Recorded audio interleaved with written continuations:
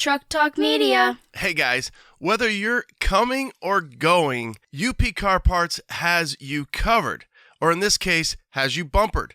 They offer high quality premium heavy stamp steel as original in either chrome or black paintable for the C10 Nation. They have all generations covered and ready to ship today. So when you think bumpers, think UP Car Parts. upcarparts.com. Let me tell you what Melbourne Post is packing right here. All right, we've got 411 posi track out back, 750 double pumper, Edelbrock intakes, scored over 30, 11-1 pop-up pistons, turbojet, 390 horsepower. We're talking some fucking muscle. What does that do? Did that blow your mind? That just happened. Welcome to C10 Talk, your C10 truck podcast. And now I have a chance to be the best, maybe the best in the world. My old man is a television repairman. Got this ultimate set of tools. I can fix it. I said I got 50 cents in that jukebox, and all I can hear is your mouth flapping. You hear that? Here's your host, Ronnie Welch. Hello, everybody. Welcome to C10 Talk Podcast. My name is Bryan Ashley. Ronnie was nice enough to give me an opportunity to help out a little bit while he's kind of busy. A little background about myself. I live in the Nashville, Tennessee area. I am married to my wife, Mandy, for probably almost, let's say probably, don't get that wrong, 25 years. 2 daughters, one Halen, also known somewhat wise as probably the C10 girl, has a little line of t-shirts and things like that she sells sometimes. She's at some of the shows here and there. Also have a 14-year-old named Lizzie. Our family combined has 6 trucks. I have a 65 C10 GSI bagged. I bring to shows here and there. My wife has a 1959 GMC fleet side big back window that we just finished up. And we have my oldest daughter has 2 trucks, has a 70 green step side, and she has a 67 small back window step side she just bought, except she don't have a frame for it yet. So she's trying to get pieces for that thing together to get it ready to go. My 14-year-old has a 78 C10. We are in the middle of building because we are less than 2 years from driving legally, less than a year from the old permit. And I wanted to get it done, hopefully a goal of getting it done by next Christmas so she can start driving it for 6-7 months before she turns 16. And I have a 1969 P30 step van, all aluminum step van that I use as more of a t-shirt hauler and things like that. A little more about myself. I am the head of state for the C10 Club here in Tennessee. I put on 3, because I obviously have nothing but free time. I put on 3 C10 or GM truck shows. One is the Southeastern Truck Nationals. The big show here we have a top out at 1,700 trucks here in Lebanon, Tennessee, just outside Nashville. It is in July this year coming up. It's July 17th and 18th of 2026. I also put on the GM Tailgate Tour, which is kind of like for lack of a better description, it's a power tour, but just for GM trucks. It is March 23rd to the 27th of 2026. We are leaving Monday through Friday. It is Myrtle Beach to Charleston, to Savannah, to Jacksonville, and then finally ending in Daytona Beach. Again, March 23rd to 27th, 2026. It's a good time. It's a little small, but that's fine. I kind of like it small. It gets too big. It's hard to deal with. It's already a little bit of a pain with 5 different venues in 5 days. And last but not least, I also do Truck and the Trace, which is in Tupelo, Mississippi. Come up here in 2 weeks, less than 2 weeks on November 8th. Personally, I have been in law enforcement for almost 25 years. I am currently a detective. I didn't choose the correct path like Ronnie did. We're a fireman where we get paid to sleep. And work out and cook chili and eat well. I sit in my recliner. I chose the up all middle of the night getting phone calls for dead people and overdoses. So that's what I do for a living. Is I expose terrible people. That's pretty much what I like doing. Is letting everybody know that Bob here is a sex offender and he likes to touch little kids, and that's just what I do. So I like letting everybody know that he's a piece of crap and he's a thief, or he's different things that people do wrong. So it's my job to obviously catch them. So again, I want to put in there that I really thank Ronnie for the opportunity. He asked me to sit in for a little bit while he's forehead deep there in his SEMA build, his 74 K5 Blazer Big Sky Bonanza, which will be in the United Pacific Classic Parts booth there in Central Hall coming up here in, I guess, next week for SEMA. So he asked me to find some people that I would like to, a couple people that I would like to interview. So I named a couple people. The first one here, if I get a such, if he thinks I did good enough, then I'll do a second one. Don't know if he didn't like the first one, he may not release the first one. But if he does, then likes this one, then maybe he'll give me a shot at a second person. But the first person I'd like to introduce that I'm going to talk to today his name is Stephen Cantrell. Stephen Cantrell is from Mooresville, Mississippi, which is just outside Tupelo, Mississippi. Stephen sells wheels, tires, we'll talk about all kinds of stuff here, and suspension parts. He's a Snowden seat dealer, ACC carpet kits, forever steering wheels. I'm sure I'm forgetting some stuff. Stephen's definitely one of the nicest guys in the truck scene, full of all kinds of knowledge on suspension, wheel, and tire fitment. I know I've called him a few times, and I've got an OBS I have, and he set me up with a good wheel tire package and didn't rub or anything at all. So, welcome Stephen to the podcast. Hey, Brian, thanks for using me, man. I appreciate you letting me reach out and talk with you. You know, we love trucks, so we've got that in common. I get to do it for a living now. I was in the real world for 24 years in auto centers, and so now I get to do this for a living, and I completely enjoy the truck side. I love it. Well, I consider myself, I guess you can't say this, but I people, if you're listening, obviously to this, you'll if you don't know me, you'll quickly know that if the Interstate 40, I have a tendency to get off the exits on regular times, and people have to kind of get me back in. Back on. My wife is always on me, but hey, stay focused. And I'll go off the track on different things. But I consider myself probably a GM truck racist. I guess because people are upset. Why don't you let my Ford in your show? Well, it's got an LS. Well, then go buy a GM truck and then you put the LS in it. And then you're more than welcome to come in. But we're going to keep it this way. So I prefer all my events or things we do to keep GM specific. Hell, I go to shows now, Stephen. How about you? I go to shows and I find myself walking right by that 69 Camaro. I'll look at it, but I'm more walking over to the Patina 63, sitting there, just stock height. Don't care less about it. I just rather stare at it and look at it before I looked at the nice, Chevelle or Camaro or anything else. So Corvette. So, Brian, one of the things that I share in my shop. This weekend we had a show, and there was a top 30, and there was 400 cars there, and I'd helped with. Out of the top 30, I probably helped with 15 or 16 of them, and 4 of them were Fords. So I put that on my Facebook. I said, I do Fords. So I want them to know I do cars and Fords. But the GM truck side, I didn't make it this way. I think the industry made it this way. That 69 Camaro you mentioned a while ago, I mean, a junk 69 Camaro costs more than a nice square body. And then, a lot of those 69 Camaros are 100K builds. And so I like to think of it, I have my granddaddy's long wheelbase 78 C10, the E-Pile truck. Normal people can afford a square body and make it really nice and fit it in any show. And it's just like this, the truck and the trace we'll have here November 8th. There's people from 9 to 10 states. There's no other vehicle other than maybe, we do the LS Fest or the Tri-5 Nationals or something, but there's not a lot of vehicles that have show after show that has the camaraderie and the friendships, the fellowship that the C10 world has. So they have become super popular. Yeah, it's just, it is popular. I wish that they have been getting out of hand price-wise, and I guess that was always destined to happen.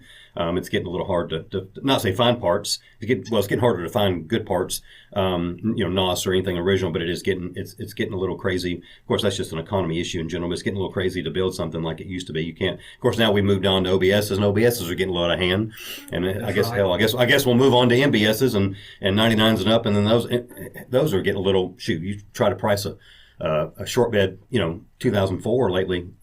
Good Lord, you're a decent one's in the, at least 8, I'd say, probably. That's right. A decent one, and if not even, of course, the nicer you go, that's more done to it. It's going to be in the 12 to 15 range, so if not more than that. So it's just getting a little harder. But again, getting early. I'm a guy who, again, all those trucks I talk about my 6. I didn't buy any of them done. I did them myself, but not everybody can do that. I get it. So, well, tell me when and why did you start Wheel 411, your company?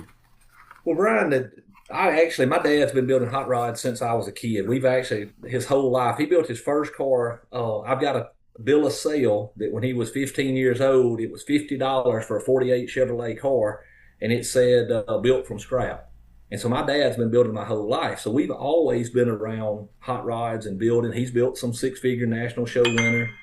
And with that being said, it was just in my blood. It's what he does, and that's what I did. And I actually went to work with a gentleman that gave me my first 24 years in business in the automotive industry with Quick Lubes. And I ended up managing those, had 78 employees. And through that whole time, I had the Cantrell Hot Rods LLC, which eventually became Wheel 411. And, the last 7 years, I've been full-time Wheel 411 and nothing else. I did it for many years along with other things. And, it just spiraled into to spend time with my family. It's not the most money I ever made, but it's the best thing I ever did. And I love it. The Wheel 411 comes back to what you said a while ago. And a guy was in my shop today picking up, and he just made a comment. You don't have to do everything. You just got to be good at what you do. And that's exactly what I say all the time. The wheel business has spiraled into other things, like you mentioned, the seats and the carpet. I really find myself trying to figure out the things that are hard for people to do and make a way to make them easier for people. And, Chris does a great job with the seats. And we were having a terrible time finding upholstery shops. I tried his seat. I loved it. Next thing you know, we sold hundreds out of my shop here in Morville. But wheel business, what you get into is even my dad, who has built six-figure hot rods, he cannot figure offset and backspace and stuff like that without having to come to me. I cannot do the hands-on work that he does. But those numbers get ahead of people. And I love to help with that. And I don't know, I just felt like that was something. And I'll be honest when I say this, wheels, tires, and stance just make a vehicle. And that's what I love. That's how I started. And I don't know how it spiraled into what it is now. What we do and how many we do a day is crazy. But I love it. And I'm thankful for the business and the community and the fellowship that we get from these trucks. Because that's, I'm going to say, the C10 truck and OBS, is 80% of my business. Did you go to school or anywhere before you started your 24 years? I did. I actually graduated from Mississippi State University. Bulldogs did not do good this weekend, as we know, and they got a spiral down. So I hate to bring that up, I hate you brought that up. But yes, Mississippi State Bulldog. My wife and I both graduated from there. I've got a business degree and a minor in economics, and we were, and I'll share this about that. You're working with the girls right now, and it is awesome. My girls are 12 and 15. And Finley, you know her. She'll be around the show in 2 weeks. She'll be all over it. She's all in, and she loves it. But I joke a lot about from the time that I was probably 19 till 23 or 4, my daddy was the dumbest man I knew. I did not want to do what he was doing. Around 24, I figured out I was just like him. And, we get to do this stuff together now. And I've still got the 57 Chevrolet truck. That I've had 20 years. That was the first truck that he really built me, frame off restoration and such as that. And I've had that truck over 20 years now. We built that truck in 02, I guess. And, but yeah, college degree, I did it trying to get an opportunity in corporate, I guess is what I was thinking. And the Lord saw different, turned me into a situation that worked out way better for me in the long run. Started out in a quick lube, changing oil for a living when I was 17, went all through college and never left. And ran those with him for 23, 24 years, basically. And then spiraled and then just moved straight into this full time. Okay. Well, I know that, of course, Wheel 401 is the presenting sponsor of Truck and the Trace, which is coming up here on November 8th in Cadence Bank Arena there in Tupelo. It's just for anybody that doesn't know, I know I mentioned it for a second, but I don't think I gave too many details. It is a all GM truck event. It is free. It's kind of like a big cruise in there at the Cadence Bank Arena.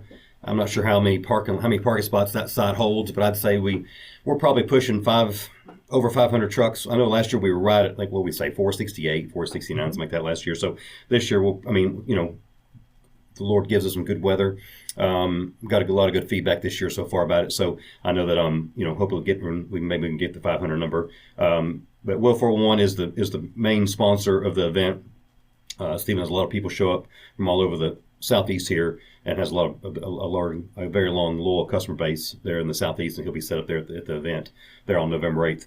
We in the club at Tennessee, we always meet last couple of years. Well, since we've always done it, we started. This is the 6th year. Yeah, 6th year. Started in 2020.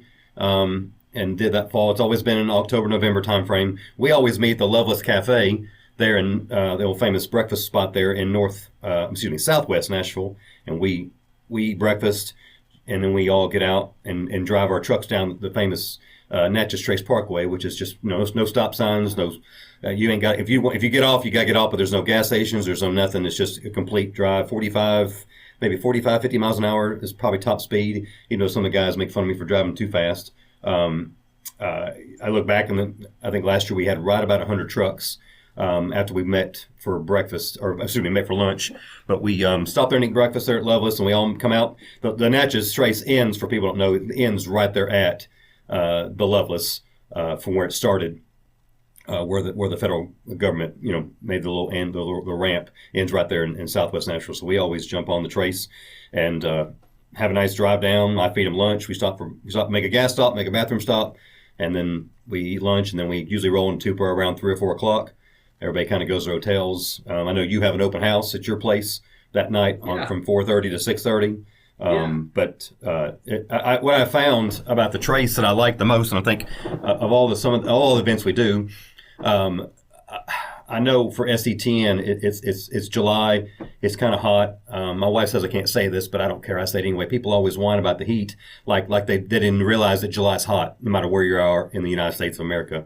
Of course, she don't get mad at me for saying that. She gets mad at me for saying that I told somebody one time on social media, and she made me delete it. I said, when someone complained about the heat, why don't you move it? I said, well, I understand. I'm not going to move it, but I understand that testosterone levels are lower in men than they were, 30 years ago. So she thought that was inappropriate about whining about the heat. But I don't know. You could be on your phone or with a video camera controller like some of these kids sitting in air conditioning, but I'd rather walk around and look at trucks no matter what the weather is. But one thing I find about the Trace that I like, and I realize that some of my buddies that I know, and I see it shows, annually, but monthly at different events.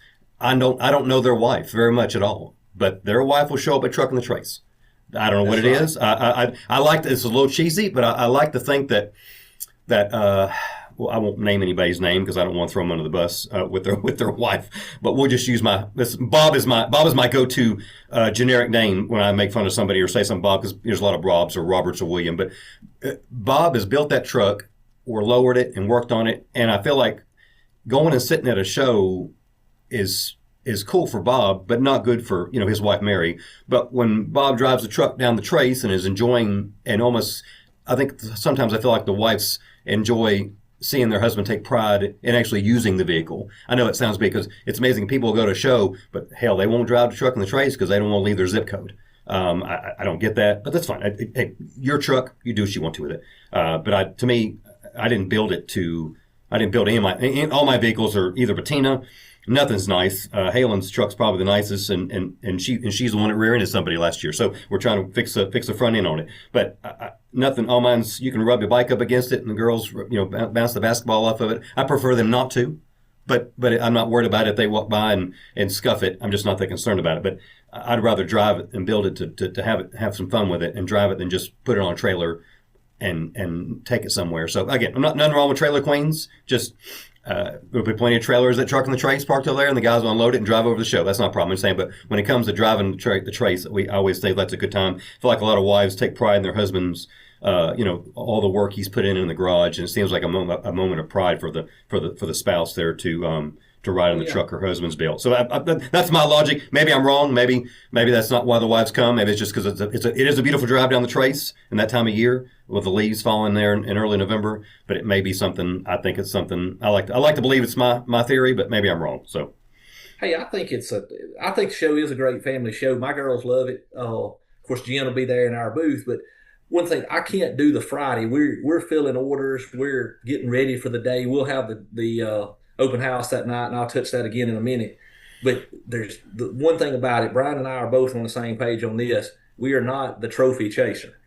So there's no pressure to this show. It's a completely come as you are, hang out. We don't care if the truck's got rusted out rockers in it. It can have whatever, and hey, I'm the wheel guy, but if you're on factory wheels, hey, come be a part of it. And I think that camaraderie that makes it a family show, because it's an opportunity to come down and drive down with Bryan and those guys, Jeff, and then the teams from Louisiana are coming over and coming up. Then when you get to town, you're hanging out at the hotels. I have an open house here at Wheel 411. You can message me for address on that. But that's 4:30 to 6:30. Then you doing the Johnny's Drive-In?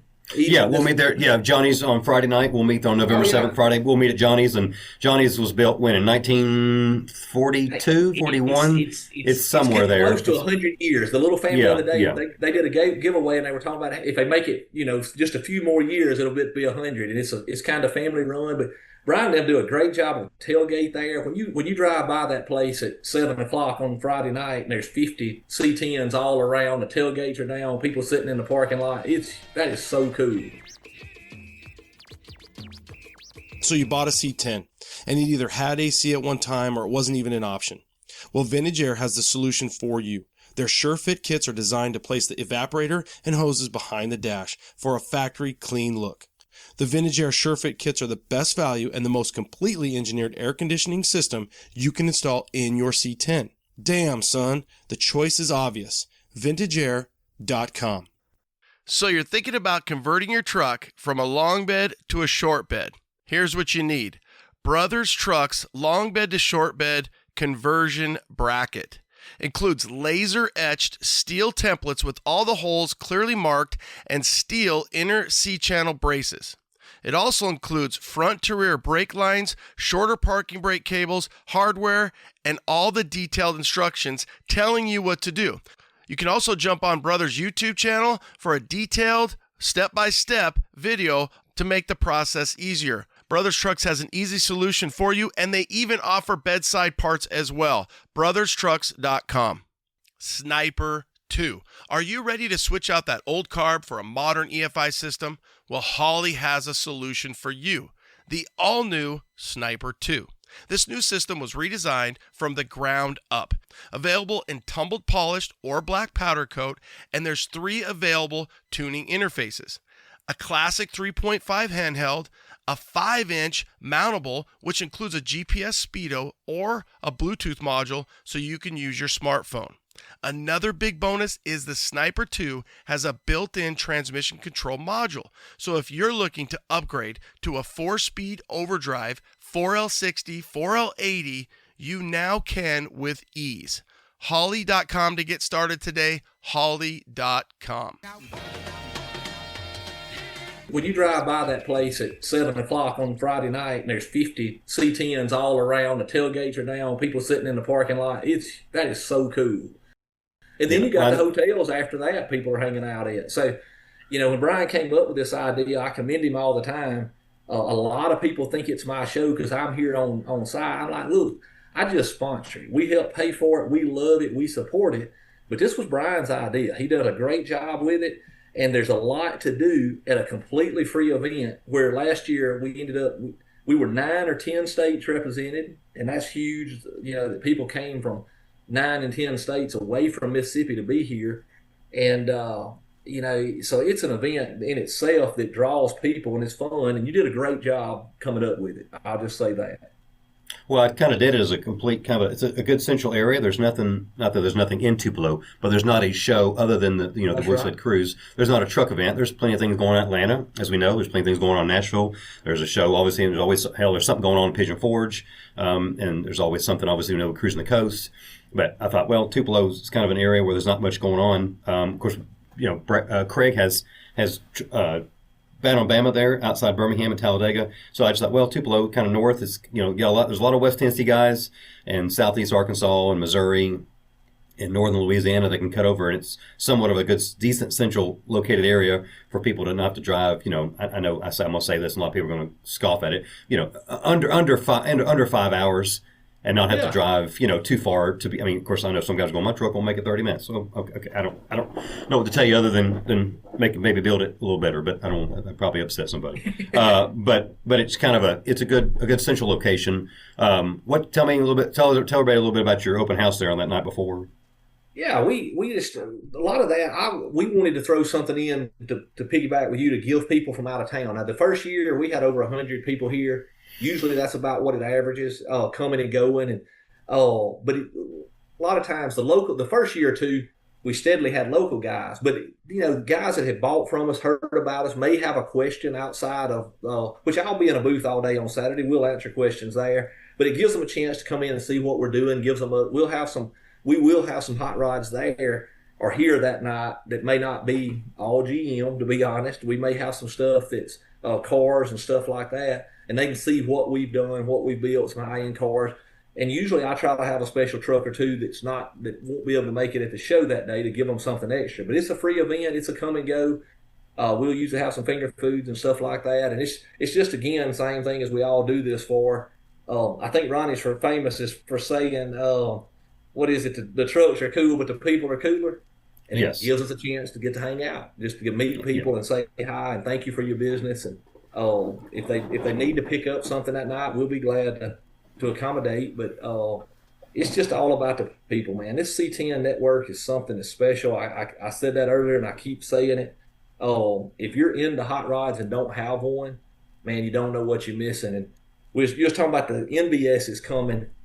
I find myself at regular car shows like that one this weekend, 380, 400 cars, it's regular car shows. And there's guys there, Brian, that I think Gary Barnett's got one of the nicest 70 Chevelles around, but he's driving his OBS that day. And his brother, Sammy, these men are in their 70s, and they've got OBSs, wheel tire lower the seat, steering wheel, carpet setups, but they got the look. They got bed covers on them because they got their tent, their cooler, and their chairs in them. And so I joke all the time, say, man, everybody ought to have an OBS just because you got one that you can drive on certain events. And when I've done the tailgate tour with you, I've got C10s, but I end up doing it in OBS because it's handy. It rides good. I got a bed cover on it, got the stuff on it. So one of those guys, actually, I was the one I did with you before. So, man, the camaraderie, let's just do it. Let's ride. Let's come. I know Dino's is fixing to come up, and people are driving 2,000 miles to get there. I think that is so cool. That is a special event, and to be able to get these trucks out and put them back on the road and keep them on the road.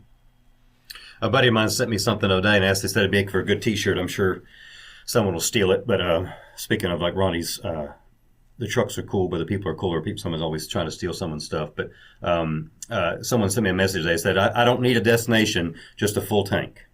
That's right. And that's exactly right. Sometimes just get in and drive a little bit, and it's therapeutic for some people. I don't know if I don't need therapy, but I do like to get in my truck and just kind of drive. Sometimes on a couple Sundays ago we went and visited somebody up in Kentucky, and just me and Mandy jumped the 65 and just on Sunday afternoon, pretty day, and just drove around a little bit and went to see him and took back roads and just got a nice drive. Same thing. The camaraderie is the best part about our community. It really is.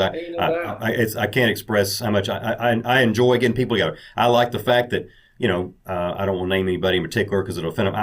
I like the fact that so and so didn't know so and so until I introduced them, and I'm not trying to get any sort of credit. Just saying, I like the fact that people meet people. I mean, my friend Lawrence Williams has an OBS, and Lawrence didn't know half the guys in the club, and now he's probably good friends with them.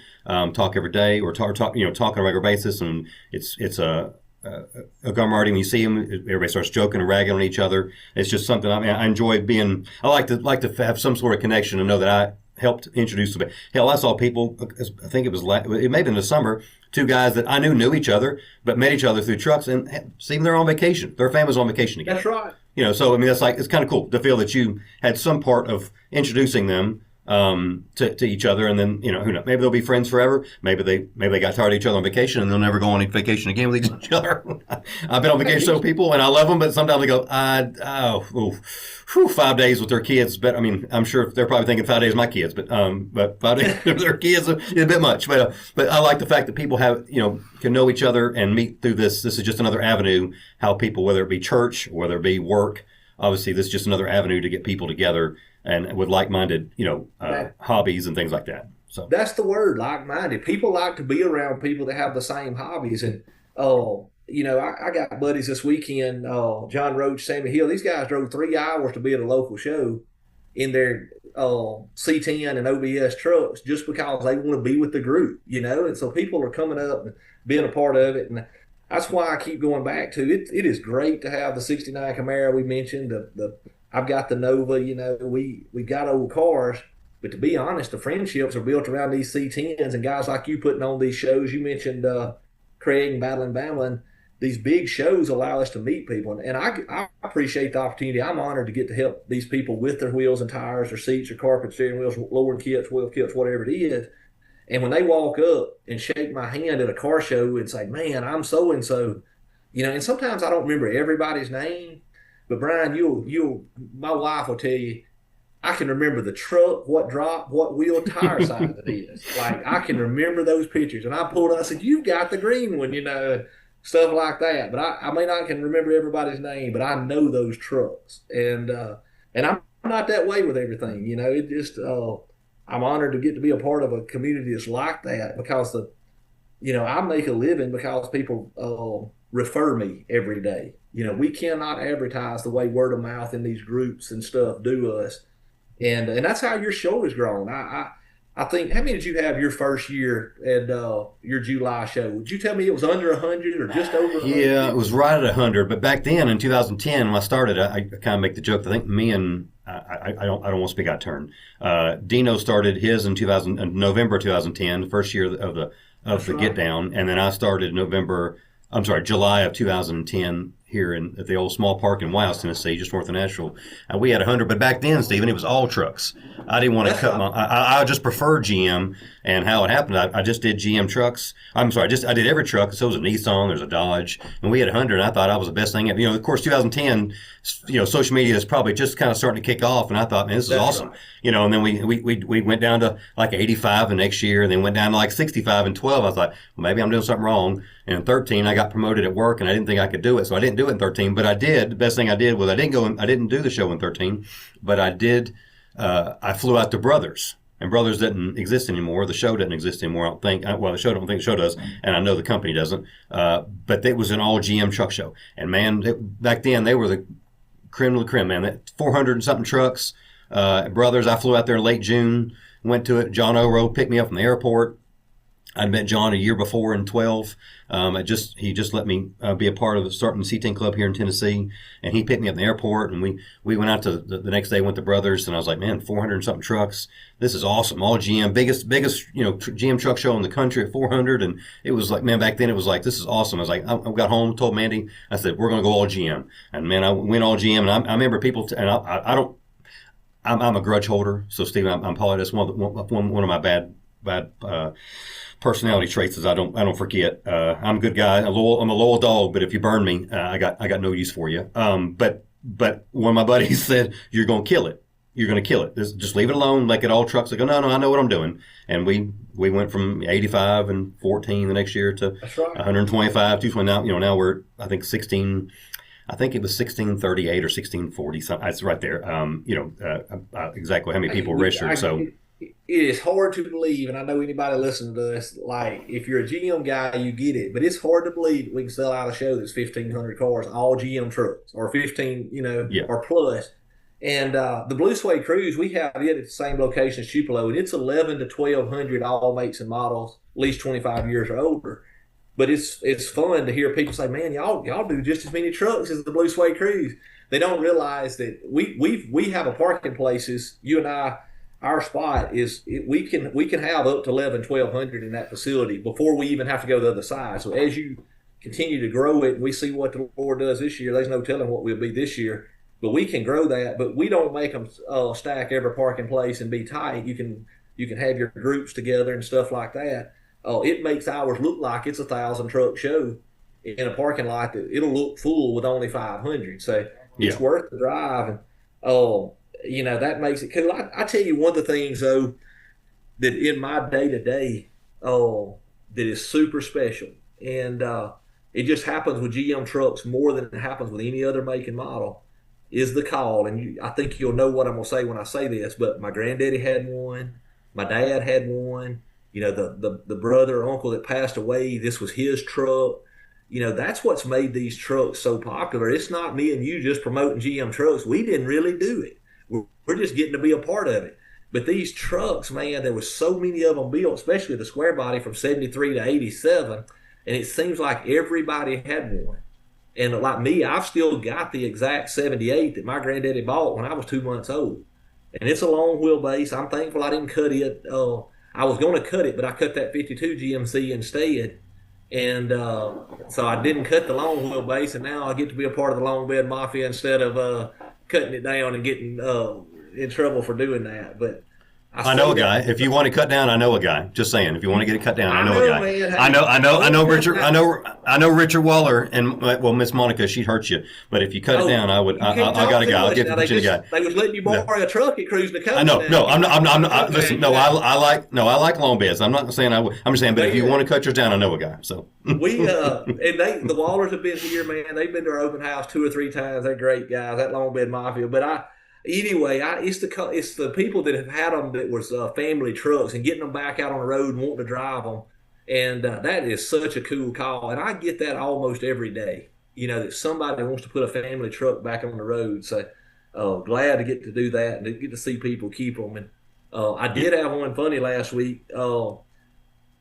Chad was here to get the wheels and tires for his granddaddy's 86 Ford 4-wheel drive. He said, man, I don't know why he couldn't have had a Chevrolet or been a Chevrolet guy. So we got to have a laugh together. I said, man, this thing's cool. So we got him fixed up. He looks good. And, but he had that joke, he said it and I didn't. So on the Fords, yeah. They try to make fun of me here at work because of my patrol vehicle. It's unmarked, of course, as a detective, but it's an F-150. So all my buddies make fun of me. And I was like, oh, you drive a Ford at work? I was like, yeah. Oh, yeah. And they have to. I said, yeah, and they have to pay me to drive it. So, that's the way I look at it. They pay me to drive it, and at least I'm getting paid. I had to push it. I only had to push it once, I think, on the side of the road when it had a flat tire. But I walked in a meeting this morning, and someone made fun of me for some truck or something. Someone said, yeah, but only a Chevrolet. I said, it was a guy who liked Fords. I said, Thomas, I know you like those Fords, so that's why you're skinny. All my Ford friends are skinny because they push it all the time. They're walking a lot. I said, if I really wanted to get skinny, if I really want to be dedicated, I'd get a Ford. That way I could lose some weight by walking a bunch. So, it's wild, dude. That yeah, this way it is. Go ahead, I cut you off. Well, tell where did your knowledge is it just the experience of your trial and error? Where did all your knowledge of suspension, just wheel and tire fitment come from? Yeah, I mean, really, I preach this every day. I say this: I don't sell any parts I don't use, and I never sold a part till we had used them. And I'll be completely transparent. When I started the Wheel 411, I was not going to sell anything but wheels. We were going to be the very best at what we do, and that's all we were going to do. And 5-6 years ago, things started changing, and people couldn't figure it out. And so now, I guess it's so much more often the guy just texts and says, hey, I bought an 87 square body and I need to, I want it to look like that red truck and I like this wheel. And I tell people, Brian, pick a wheel, pick a stance, and I'll make the tires work. We see a lot of that on Facebook of, well, what's the widest wheel you can run? Don't get caught up in the measurements as much as the look, and then we'll make that other stuff work together. And so, yeah, I mean, as far as lowered in-house, we've done a ton of them in-house. I don't sell anything I don't use. I don't sell you anything that I don't have on my personal trucks at some point. Yeah. And that's how we've learned what works and what doesn't work for us. And most of the time, if there's going to be an issue, we've already had it and we're able to share that in the video first and different things like that, I think, along the way. But hopefully we made it easier for people by we've already been there and done it enough. And a lot of times on Facebook, you'll just get an answer, and that guy has lowered his personal truck. And, we've lowered a lot. And so I guess trial and error. I am a math guy. I see numbers. I see those numbers without a calculator where when I mentioned my dad and offsets and wheels and tires, like I see that in my sleep. That's what I do.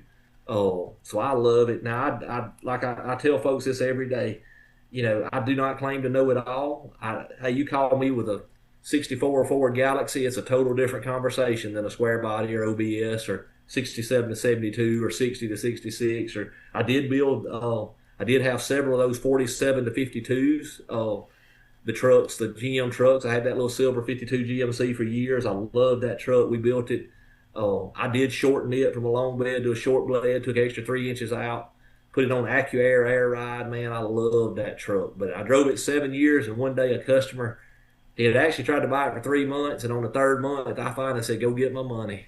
And the 52 GMC left. It was kind of my calling card. People couldn't believe I sold that thing, but it was just time to do something different. And now I mainly drive square bodies. Hey guys, are you thinking about swapping out your old motor for a more reliable LSLT-based power plant?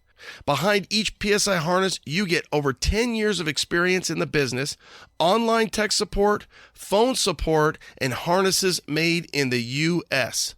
That's psiconversion.com. Seeing is believing. The crispness of the United Pacific LED headlights, taillights, marker lights, and more makes seeing and showing your truck that much better. It's time to upgrade your old dim halogens for new LED headlights. Think UP Car Parts. That's upcarparts.com. Need C10 parts? Well, here at Pro, we actually have trucks. We build them, we drive them, and we deal with them every day. It's just part of who we are. We carry the best products for your truck project from the major name brands such as QA1, React, Painless, Dakota, Beltec, Borgeson, Bear, and even more. Give us a call or check us out on the web. You've heard me talk about my gauges. Dakota Digital. I love them. Dakota Digital has the best gauges for our trucks. These kits are complete with sensors for any engine. They look just like the stock clusters, but have all the technology you'd expect from Dakota Digital. It's like a modern truck, but even better in a classic. Dakota Digital is absolutely the best in aftermarket gauges, so check them out at dakotadigital.com. dakotadigital.com. The 52 GMC left. It was kind of my calling card. People couldn't believe I sold that thing, but it was just time to do something different. And now I mainly drive square bodies. Brian, my newest one, you'll love this being in law enforcement, but this newest one, the red truck, it's on my website or on my Facebook stuff a lot. It's a 6.2, made about 500 horse with some Texas speed internals, and people say, man, you're going to sell it. I'm like, no, it's not for sale. But I kept telling them, I said, if I go to Cruising the Coast and get a ticket in it, it'll be for sale as soon as I get home. But I did not get any tickets. I'm not going to necessarily say I buy all laws or did not spin any tires, but I kept them very minute, kept it under the radar, and we handled it very safe, I guess, Brian. And I did not get any tickets, so the truck is staying. So it is not for sale. Well, Mr. Waller let me drive his truck, MM2, and I may or may not have gotten broke loose a couple times. I can't say that I did or didn't. The tag was not in your name, Brian, so it's okay. not my name. Yeah. It was. Exactly. There's no video of anything that I'm aware of. So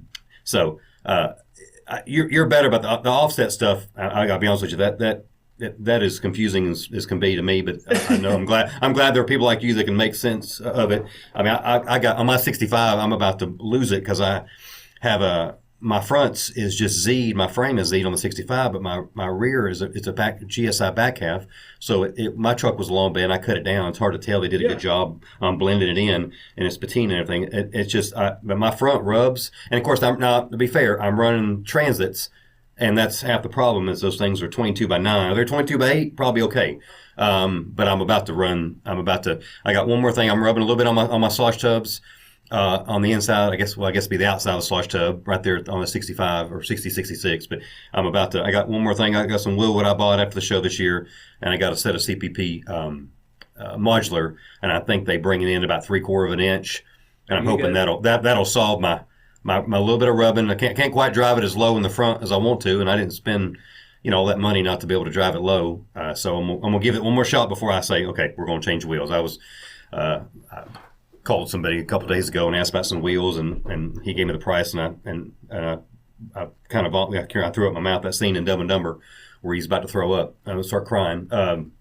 And I asked you about some stuff too, so it just depends on what I want to do. But like I said, I want the transits to work because they're yellow and they match my truck and they look good on it, and it kind of goes with the theme of it. But if I can't drive it, it's fun. So, but I'm glad there are people like you that understand that offset and backspacing is like that, because I have no clue. I'm always confused about it. we'll touch on technical just because you brought it up, but I mean, hopefully help somebody out there. One of the things you mentioned just a second ago that they're not, I'm telling you about my average customers not thinking about on wheels is the brakes. We got into a situation the other day right before cruising the coast. Got great guys up here in Jamie Ott's Memphis 10 guys up here, man. They called and the brake, this customer, he bought the truck. You know how it is. They buy them and they don't know a lot about them, but we had a customer over in Arkansas. He bought it. It has Corvette brakes on the back, and the calipers protruding outside the mounting surface. And so it didn't matter if we built him a custom wheel, it wasn't going to look good because the spoke was going to swoop way out. And actually, it had true custom wheels on it that didn't look good. That's why they're calling me and they're saying, look, we know it's Friday, or this was on Thursday afternoon. He said, look, I know it's Thursday afternoon. We leaving for cruising the coast Saturday morning. That was some of those guys I met them and we all pulled down together. But more of the story, he said, I know we're long shot here, but what we came up with, I don't want to say run spacers, but we had to run spacers because of the brakes. And it comes down to, at this end of the day, we got him with some 22.9, 22.11s, got the truck super cool. And this is a close to six-figure build truck, completely, sharp truck. But when you're picking out those big brakes, it matters to my wheels, and it matters to your wheel choices too. And that's something that doesn't get said enough. We talk about lower, and people are starting to realize that, certain spindles push the wheels out on OBSs, certain ones don't. And I won't get into plugging brands, but, it takes more. I get a message every day, and I know I probably shake some of them like, dang, he's hard. But they'll send me a message, say, how much is a 4.6 drop? I reply back, hey, love to help, but I ask, what's your wheel tire plans? What's your brake setup? Because I don't want to sell them anything that's not going to work. And it's more than just selling a lording kit. Like, it is honest to goodness. What's your wheel tire plan? Certain wheels are not going to work with certain drop spindles, or you're going to hit the A-arms. You know how that stuff, what I'm talking about. Oh, yeah, definitely. You get into there. So we have to do things certain ways. We have to figure out what it's going to be. But brakes gets overlooked. But you put a big old brake caliper on that thing, and it sticks out past the mounting surface on the wheel like those Corvette brakes. Hey, I can't put a normal flat wheel on it, and we all want that spoke in because that makes big lift, and that's the most common thing. So even don't forget that when you're doing brakes. Plus, disc brake converting a square body and OBS on the stock rear end is pushing the brakes out or the mounting surface out 3/8 or 5/8 of an inch, depending on whose you buy, and then that takes up room for that lift that everybody wants. And so, when it comes to having to roll fenders and cutting out fender lips on OBSs and stuff like that, sometimes the brakes is a problem. Yeah. I'm not above pushing stuff. I know Travis has a great thing at Pro Performance with the React spindles because they tuck it in a little bit too. So, and especially on the OBSs, of course. So, in mine, just to preface mine, I know somebody's probably going, well, you need control arms. No, I actually on my truck, I actually have Portobello 1 inch in and 1 inch forward and 1 inch, inner. So I know that it's not even. I'm still rubbing even after all that. So hopefully this will take care of it on my end. It's like you said, the 22.9. Certain wheels are only built certain ways. Now, not everybody is. We're booking a set today, or I guess tomorrow now on a Nova, where we're custom building some wheels. But we got Justin Max Blazer. We're doing some for Precision Series and them. But in normal wheels that we buy every day off the shelf, well, they come certain sizes. And that's what you're limited to with yours. You're right. If it was an inch narrow, you wouldn't have that problem. But that's just that's the look you like. And I love the look of the yellow truck. It's got the look. If we could change it to something that would not rub, but that's why you're running that, because it looked good and it's what you wanted. But some of them are not made that way, and that just runs into some problems. Yeah. We have to try to make it work. Yeah. Well, to switch gears, tell me a little bit about your family. Man, I am blessed. Jennifer and I have been married for 22, 23 years. Finley Jane, our biological daughter, is 15. Anybody that's got a 15-year-old daughter with a driver's license, that is a new day. Mississippi is 16 also on driver's license, but we got her hooked up on a hardship license where she can take her and her sister to school. That got me to the shop earlier. She runs my post office stuff as far as the shipments in the afternoon to the post office. So she is actually a legal licensed driver in Mississippi at 15 years old. and that is a new day. Like, I was not ready for that, but we just pray that she's safe. And every time I ride with her, I tell her to slow down. And Yeah. we added cameras yesterday, Brian, to her Jeep after church. We put cameras in. I said, at least now, if you tell me a deer run out, I'm going to know if it's really a deer run out. That's right. That's hopefully right. in the long run, it protects her, slows her Yes. down, and keeps her safe. But Yeah. she is And top-notch. CYA too, for other people pulling over in front of her or anything like that. Insurance purposes. We're going to try to know what happened, to be honest. So use technology. I tell people, especially in my line of work, I don't understand why we're sitting around. We got all this technology. Use it. And everybody should have cameras on their house. Everybody out there have cameras on their house to protect their stuff. Or in this case, just back up what someone says. Finley, most of these guys, some of these guys listening will know her. Most of these guys are in the hobby. She's been in it with me since she was 12. She's been at shows, and she'll be working that booth at Truck in a Trace. You'll think she owns the place. So she knows the answer. She actually, I hadn't told Chris this yet, but they had called me up to the show thing Saturday, and she did not take any money, fortunately, but she has billed out there. The guy's got a dash cover, front and rear seats for a dually, carpet, the whole 9 yards, and it's all right. So I've got to text him and get it dialed in. But she took him over and let him sit in another customer's truck and stuff like that. So she's not the average 15-year-old. She's like your girls. She's had to be out there with us. That your girls make our shows happen and your show happen, and being out there with us. So we're blessed. Lottie is 12. Lottie's biggest thing is today she got her braces off. So life is good for her. It's a new day for her. But Lottie's the one. When we had Finley, I'll share this. I nearly lost Finley and Jen in the delivery room, and so we was never going to do that again. And so when Finley was 6, we felt called to adopt, and we ended up in China. And so Lottie is our baby that we adopted from China. So she is a sweet, sweet baby. She's 12. She'll be at our show in the open house. And I've got to get her off of yellow. She wants a yellow Jeep, Brian. I don't know where we are. Excuse me. I'm sorry. Please forgive me. She wants I thought a yellow your truck. She wants a lime green Jeep. So we are not building a lime green anything that I know of. So we're going to have to get her converted over to an OBS or something in a little more simpler color. But like most 12-year-olds. Well, like most 12-year-olds, she'll change her mind about 10 times when she gets to 16 years old. So, yeah. She may circle back around to lime green like the 7th color after she's forgotten she picked it before. So I have thought about a white OBS with a lime green pinstripe.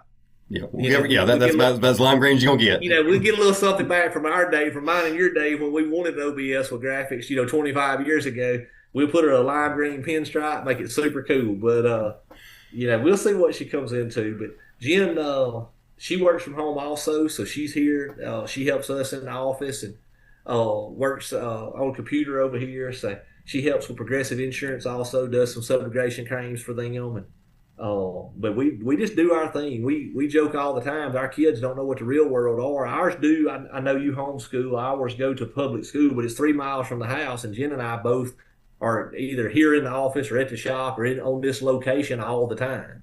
And so they don't know what the real world's about. I'm afraid they're gonna have to either work in the business or have something similar. They're not gonna know what it's like to go to a real 9 to 5.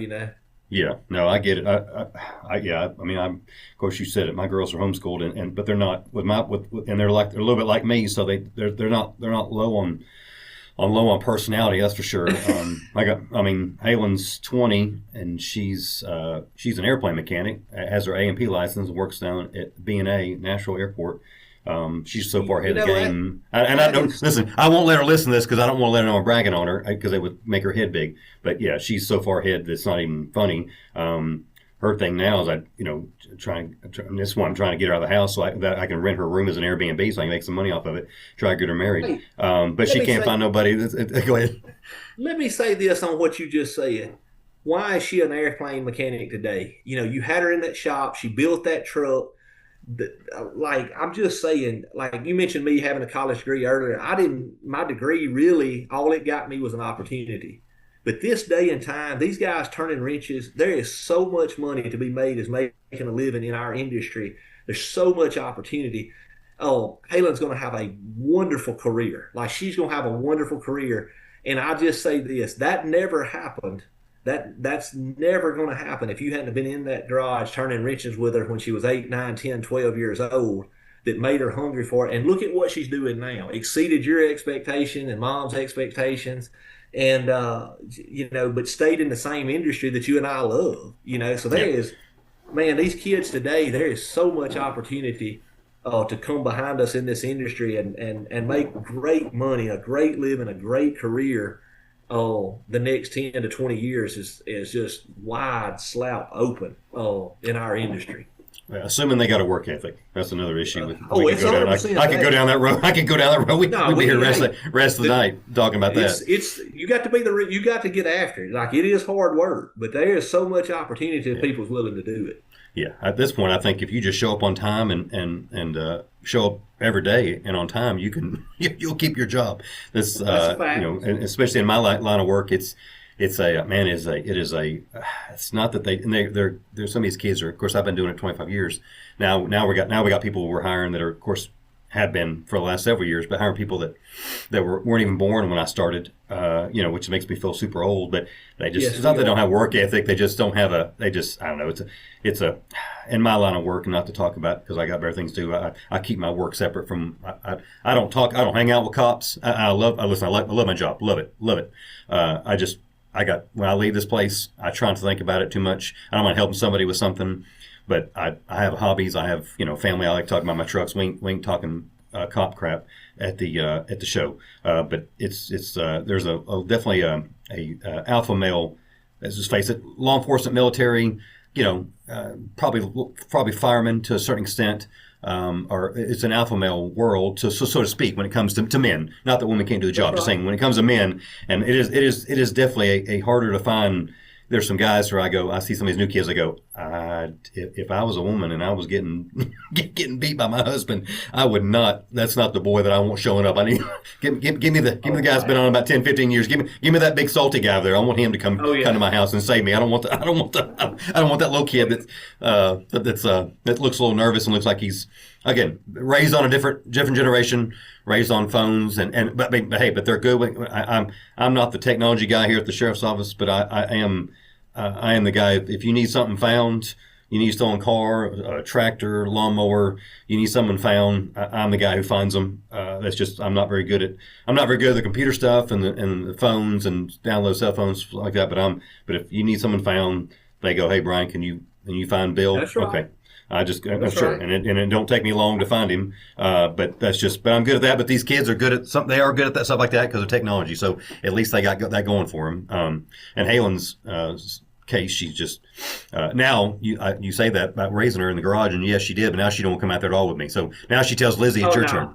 Now it's your turn, Lizzie. Yeah, I was yelled out enough for not holding the flashlight, so now it's your turn, Lizzie. So she makes Lizzie go out and do it. So, and Lizzie doesn't have the same passion. Nothing wrong with it. She has a 78. We were making brake lines last night on her truck. That's right. Until I snapped the crappy. That's what I get for buying a crappy Amazon brake line kit. But it worked for several years.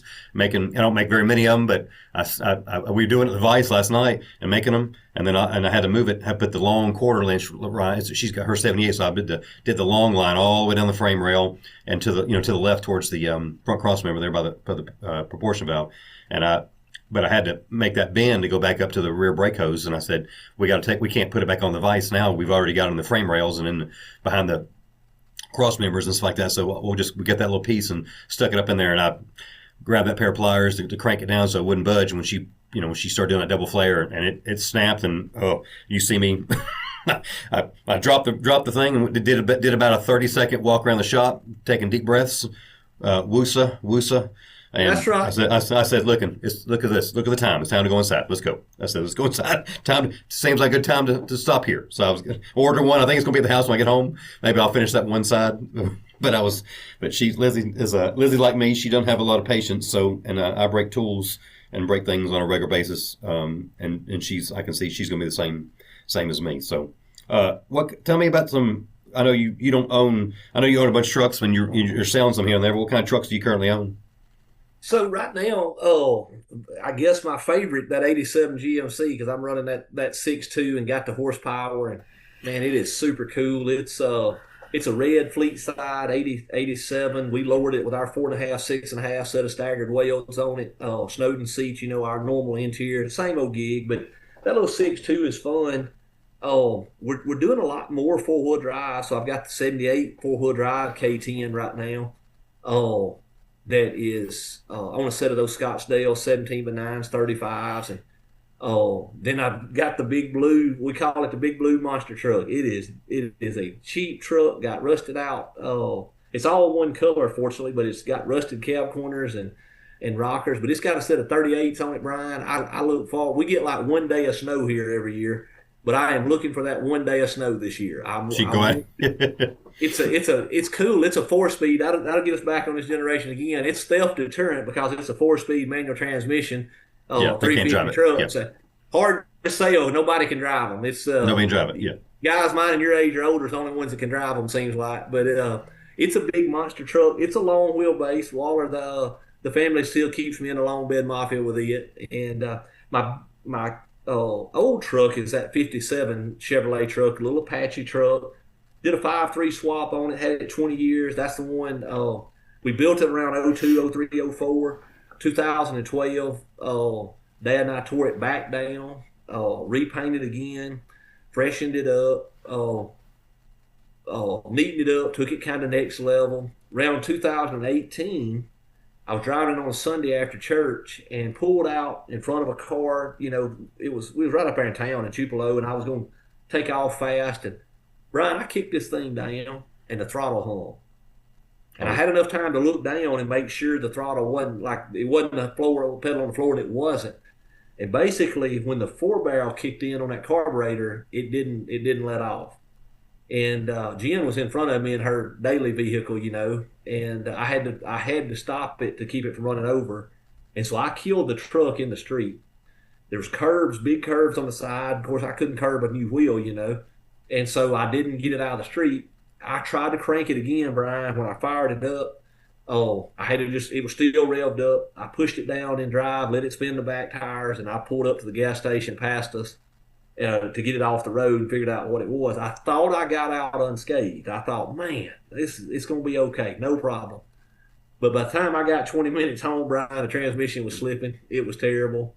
And so it had a 200 R4. Probably not all of our listeners will remember a 200 R4, but the truck guys, it had a 200 R4 behind a 283, and it ran great. In the 57 Chevrolet truck had a 283 out of a 64 Impala actually that we bored about 30 over, and it was not peppy. When I say it spun the tires, the only reason it spun them because it was revved up, And but the next day, my dad was like, man, get that thing out of there, take it down to Columbus, get that thing rebuilt and go again. I'm like, we're LSing it. The famous I am tearing it out. He's like, don't do it. Everything's got to be redone. And so I tear into that thing, Brian. And Monday I take off by a truck with a 5.3 in it, wrecked truck by it. Tuesday, I get home, pull the motor out of that truck. Wednesday night, I've done sold the motor. By Thursday, I'm like, man, I got to start on this thing. And I let that truck sit for 18 months with no motor in it, and did not get back on it. Just didn't want to have to go do the work. Got customers calling. Man, life's ahead. Like, the customers come first. And I let that truck sit for so long. Then finally got that truck back out, get to building it. Some will remember around 2021 when we had the ice storm. It was all the way from Texas to here in Mississippi. We had a ton of shops destroyed in our area. And I had cranked that truck at 7 p.m. for the first time with that LS in it. Just 4-wheel dissed it, put the new wheels on it, backed it up about 10 or 15 feet in the shop to take a picture of it.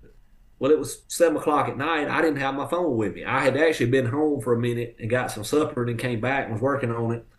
And so at 7 o'clock, I backed it up, didn't have a picture on it. 50 minutes later, the building came down on it. A 14-inch beam went through the center of the truck, if you remember that. Yeah. And completely crushed it. And took a little while. Insurance did pay finally.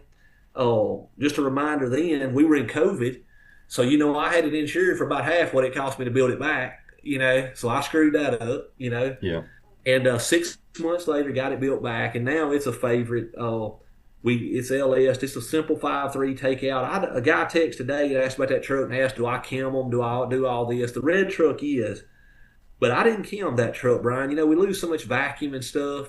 Oh, brakes, it's hard to have brakes on these old trucks anyway. So just another technical deal. I didn't even chem the truck. I left it very bone stock, kept it simple. So it's a running, driving cruiser that anybody can drive anytime. And so my wife can drive it and enjoy it and such. But 57 Chevrolet, couple square body trucks, 2-wheel drive, couple square bodies, 4-wheel drive. I'm out of an OBS. Customer had to have my OBS one day.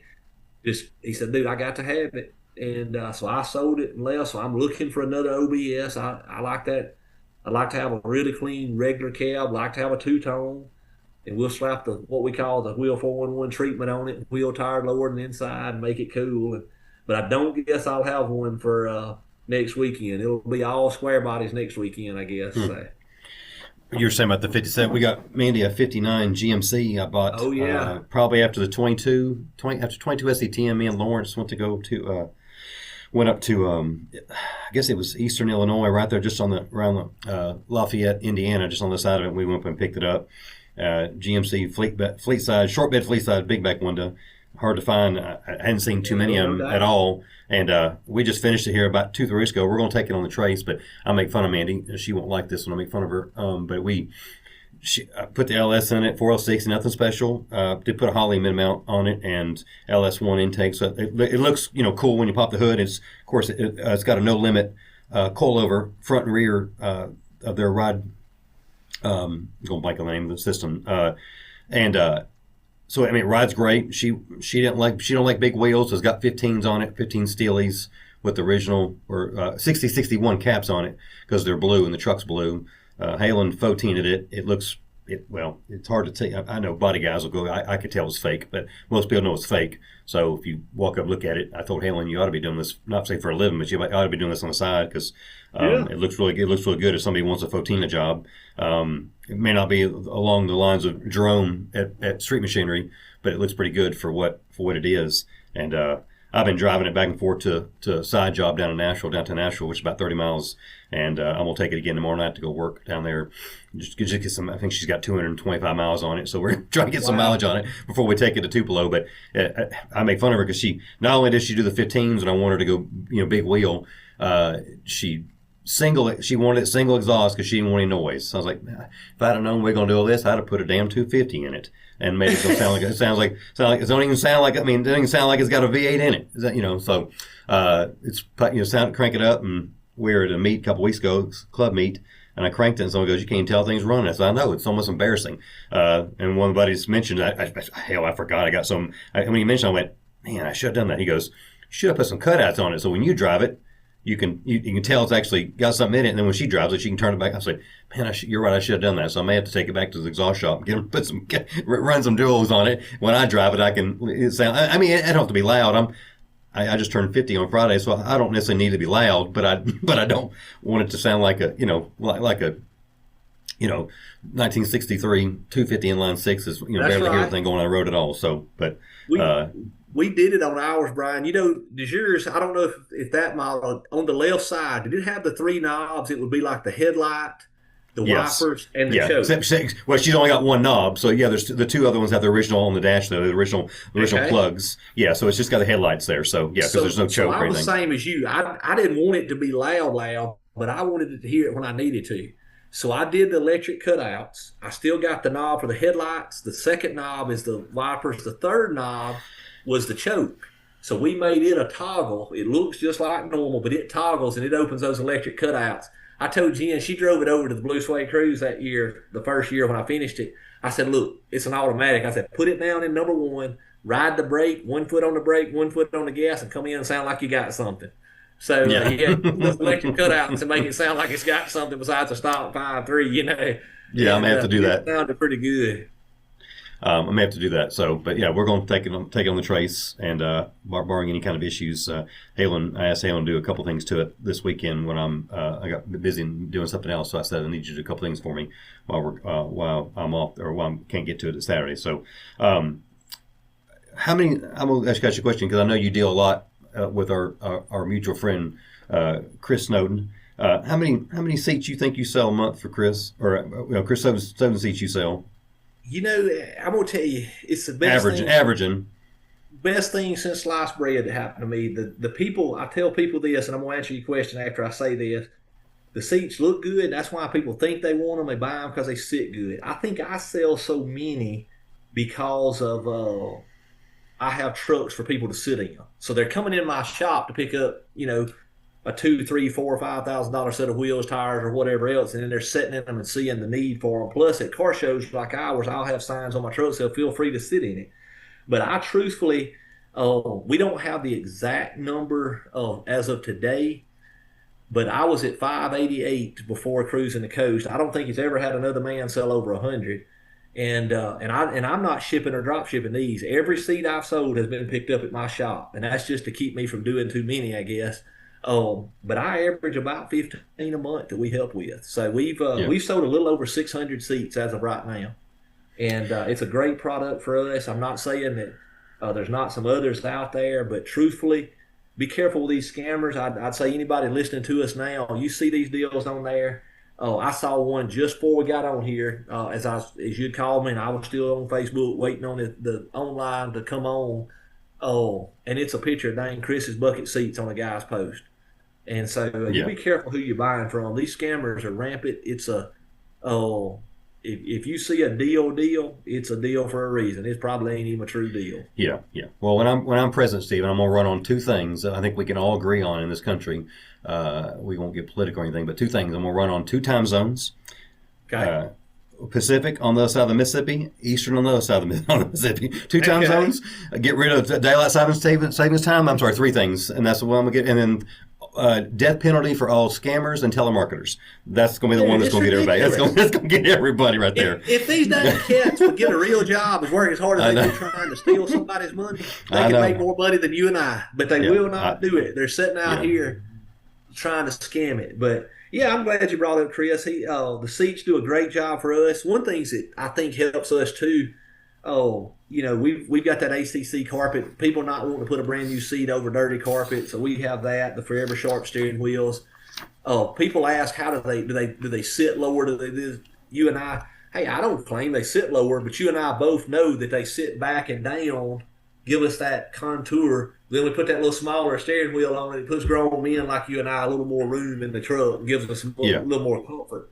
And it all goes back to, people are driving these trucks now. We're not just pulling up at a car show and showing these trucks. If you are, any seat will do. I think his looks like a show seat, but the reading or the riding and driving the truck, my wife does not care if a truck's patina, if it's even got paint on it. But she wants cold air and a Snowden seat. And cold air may be first if Chris listens to this. Cold air actually might be first because I made her drive a 79 square body to a July event one night with no air because I said, that thing's the baddest thing. Everybody's got to see it. And I thought she was going to divorce me, Bryan, the next day. But cold air and a Snowden seat makes a big difference. You ladies, your wives will be a fan of those. Yeah, I told somebody today, there are two things that no matter what truck I build, I'm just feel like I'm about done building trucks. So I'm going to just keep what I got for the next, I say that and I'll see something else I won't. But I said there are two things that I got to have. They're standard, and it's a Snowden seat because I'm comfort and I don't know what I'm about to say. Dakota Digital. I have to. Yeah. I guess after having a set of gauges that actually light up and the needle doesn't flop back and forth, and I know that some people think they're expensive, but after you have a set of Dakota Digital gauges, it's hard not to look at, because that's what you look at going down the road. I mean, other than, I just feel like that's what you stare at, and it works. They always work great. They, depends. I have a set of RTX gauges in my 65. I bought them when they first come out, so shoot, now they're I know they're a little pricey now, but I got them when they first come out, and I like looking. You can change the needle color, heaven's sakes, background. I mean, all that stuff now. Yes. It's just, and so many people are LS swapping, and it's just about as easy to do the gauges and be done with it when you're LS swapping. Yeah, my dad, just easy to go he's been building high-end show cars he's 70 years old. He's been building really 50 years hardcore. And, Dakota Digital is what I remember forever. If it was if we was doing a budget build, he might use something cheaper, But the Dakota Digitals, man, there's no doubt. But, people get used to the same things and they trust them just like you. You're loyal to those. that's kind of like me. I'm putting seat, carpet, and steering wheel in every one I do. It don't matter how nice it was. Oh, but that's what I'm used to riding on. That's what I want. That's the look I like. And when I sell that, I have to eventually sell them all. That's what people. I'm not a flipper. I do it because I love it, but I want it to represent my business. And then at some point, I got to sell it to do it again. For me to be the man on Facebook, I got to keep doing the next new thing and keep doing them. So we're always doing them. We're just selling them and doing it again. But yeah, that's great. You got a couple great products right there. Well, I've told my girls that you say about selling them. I've told Lizzie and Helen both they're not allowed to sell either one of their trucks. Helen, of course, has two. The second one she bought herself, said you can do what you want to that thing. But when me and you built her 70 since she was 6-7 years old, and then we bought Lizzie's 78 when she was probably about 8 years ago when she was 6. That's right. I said you're not allowed to sell them while I'm still on this earth.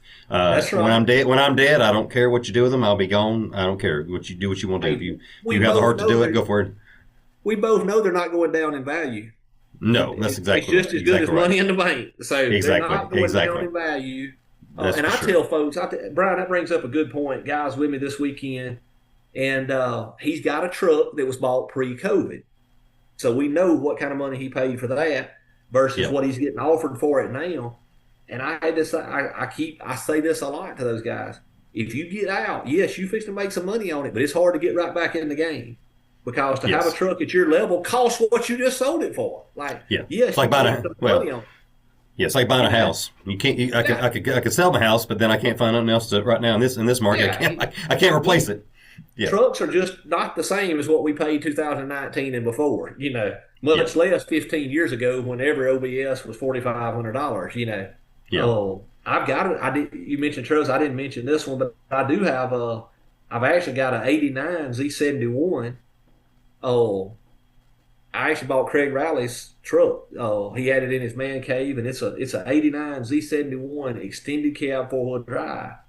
And I'm gonna tell you, man, these new trucks today, the transmissions going out, the issues with them and stuff. I believe I can get in that '89 Z71, drive to California and back, and you and I never have a problem. If it does, we pull over to any part store, we pick up the part, we fix it in the parking lot for $50. Yeah, well, I say maybe, but hell, now you can't even get parts of the. I called the other day, got something off the parts. And I thought, are you kidding me? You ain't got a. I'm trying to think what it was. I went, are you kidding me? This was a standard, and but I bet you. Of course, I'm sure they got the alternator for a 2014 Kia sold, but they got they don't have a caliper for a square body anymore in stock. I got to order. I got to order it wasn't a caliper, for heaven's sakes. It was something. I went, okay. I was like, it'll be here tomorrow. I go. Okay. I was just like, man, I can't believe I had to. I thought I was going to get it done that night. Can't believe it was something. I just thought it was something they just kept in stock and didn't have to order. It was a gasket, a donut gasket. And I thought, man, this is like the standard donut gasket for every small block. I thought, man, I can't believe you didn't get this. And they out all the time. Whatever. You have that on the shelf. Yes. So whatever. I mean, whatever O'Reilly's and so I go to O'Reilly's here in town, but I even tried AutoZone in advance, and neither one of them had it. So, but. Well, Stephen, I appreciate you. We'll wrap things up here. I appreciate you spending time with me and being the guest here today. And Ronnie gave me an opportunity to do some talking with you. Hey, I certainly appreciate it, Brian. Thank the world of you. Ronnie does a great job. The C10 Talk, the people that get to listen to us this time. I love this industry. I'm thankful to help with it. Thankful you thought of me. Hope everybody come out and see us on the 8th. If we If you're anywhere close to us, come be a part of what we got going on that day. It is a completely free event, and so it's just a fellowship time. And if I can answer a question for someone on the Wheel 411, my cell phone's out there a lot. My Facebook, my website has it. We do a lot of it. Like I say, I don't know everything about everything by any means, but we fortunately had a lot of experience and get to help with a lot of stuff. And hopefully we bail somebody and keep people from making mistakes. This stuff costs so much now, as you and I have talked about several times today. It costs so much, you cannot afford to make a mistake anymore. No. There's nothing that's inexpensive on these trucks anymore. So hopefully we keep people from, hopefully we help them from making some mistakes. But I'm honored that you reached out to me. Appreciate the opportunity. Thank you so much, brother. No problem. I'll see you on the November 7th. If not, I'll see you at the Truck and the Trace. That's right. See you then. See you, brother. Goodbye.